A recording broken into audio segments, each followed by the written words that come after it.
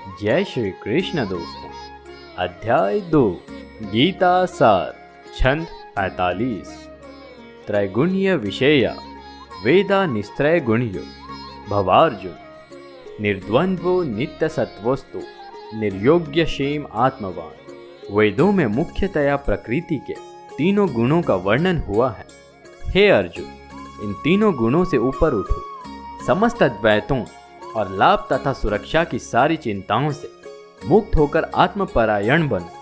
तात्पर्य, सारे भौतिक कार्यों में प्रकृति के तीनों गुणों की क्रियाएं तथा प्रतिक्रियाएं निहित होती हैं। इनका उद्देश्य कर्मफल होता है, जो भौतिक जगत में बंधन का कारण है।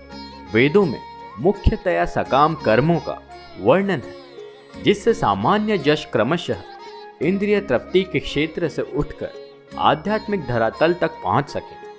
कृष्ण अपने शिष्य तथा मित्र के रूप में अर्जुन को सलाह देते हैं कि वो वेदांत दर्शन के आध्यात्मिक पद तक ऊपर उठे, जिसका प्रारंभ ब्रह्म जिज्ञासा अथवा परम आध्यात्मिकता पर प्रश्नों से होता है। इस भौतिक जगत के सारे प्राणी अपने अस्तित्व के लिए कठिन संघर्ष करते रहते हैं।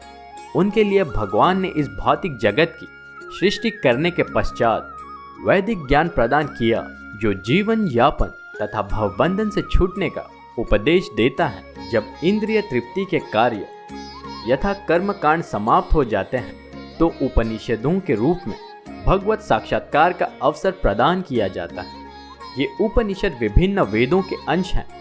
उसी प्रकार जैसे भगवत गीता पंचम वेद महाभारत का एक अंग है, उपनिषदों से आध्यात्मिक जीवन का शुभारंभ होता है। जब तक भौतिक शरीर का अस्तित्व है, तब तक भौतिक गुणों की क्रियाएं प्रतिक्रियाएं होती रहती हैं।